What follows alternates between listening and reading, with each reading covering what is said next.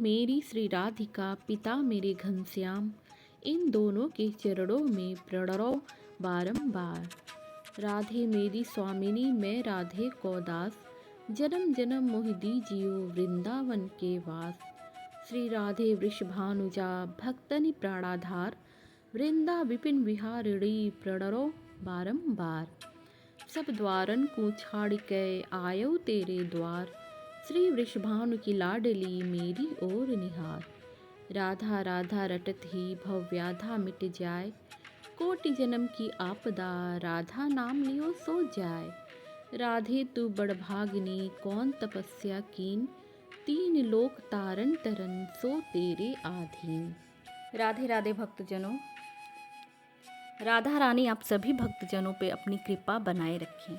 दोस्तों, इस कहानी में हम बात करेंगे कि किस तरह जब हम सच्चे मन से भगवान को पुकारते हैं तो वह दौड़े चले आते हैं और हमारी पुकार जरूर सुनते हैं।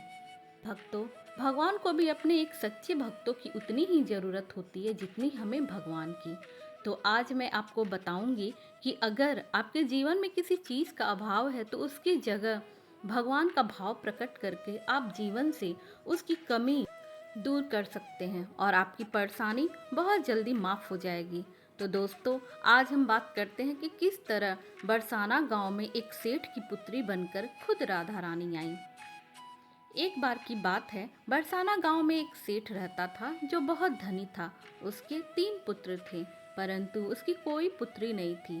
कुछ समय पश्चात उसकी पत्नी का देहांत हो गया और सभी पुत्रों की शादी हो गई। सभी पुत्र अपने अपने कार्य में व्यस्त रहने लगे, अपने बच्चों में, अपने पत्नी के साथ।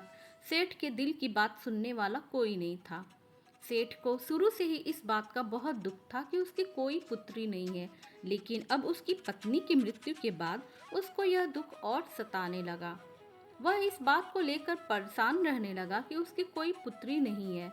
एक दिन एक महान पंडित उसके घर पर आए और उसे दुखी देखकर उसने पूछा कि तुम्हें किस बात की परेशानी है, तुम क्यों दुखी हो।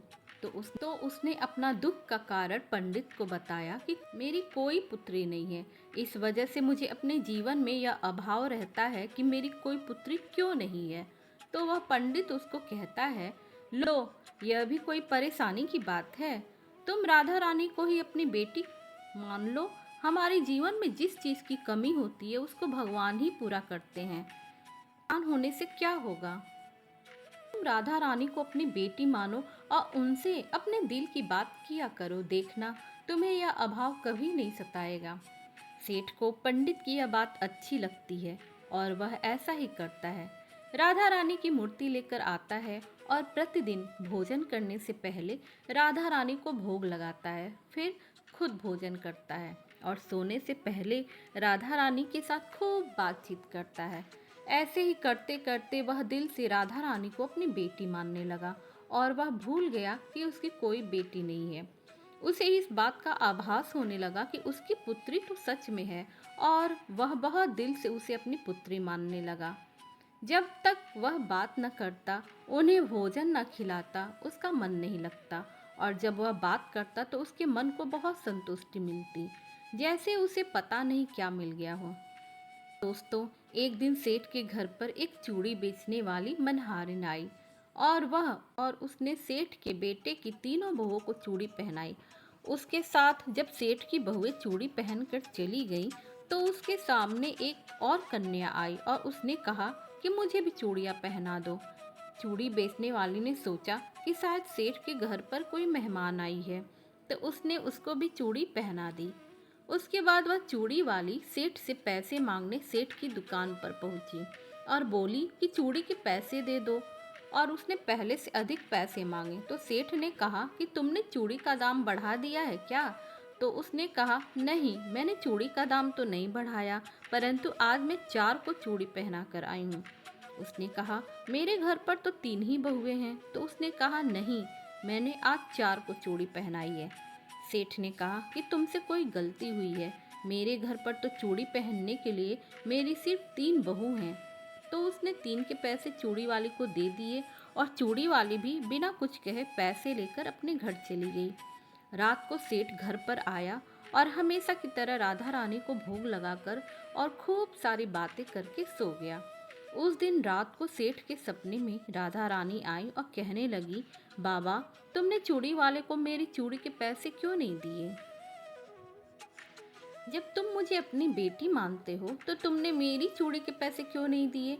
और ऐसा कहकर लाडली बेटी की तरह वह रोने लगी। यह सब देखकर सेठ की आंख खुल गई और वह भी रोने लगा। सुबह हुई तो वह चूड़ी वाले के घर गया और बहुत सारी स्वर्ण मुद्राएं उसके पैरों में रख दी और उसने बताया कि तुम कल सच बोल रही थी, तुमने कल 4 को ही चूड़ी पहनाई थी। मैंने राधा रानी को अपनी बेटी माना है। तुम बहुत भाग्यशाली हो जिसको राधा रानी के दर्शन हुए हैं। मैं इतने दिनों से उनके दर्शन को तड़प रहा हूँ और तुमने एक बार में ही उनके दर्शन कर लिए। यह बोलकर रोने लगा और बोला कि तुम्हें चूड़ी का जो भी दाम चाहिए मुझसे मांग लो। यह सुनकर मनहारन की आंखों में भी आंसू आ गए और उसने मन में सोचा कि जब मुझे खुद राधा रानी के ही दर्शन हो गए हैं तो इससे ज़्यादा मुझे और क्या चाहिए। और उसने सेठ के सामने हाथ जोड़कर कहा कि तुम्हारी वजह से मुझे राधा रानी के दर्शन हुए हैं, जिससे मेरा यह जीवन सफल हो गया। मुझे कुछ नहीं चाहिए। तो भक्तों, देखा कि जब हम भगवान को दिल से पुकारते हैं, उनकी पूजा अर्चना करते हैं, तो वह कैसे हमारे पास दौड़े चले आते हैं। आशा करती हूँ कि आपको यह कहानी बहुत अच्छी लगी होगी। कमेंट बॉक्स में ज़रूर लिखिए। राधे राधे।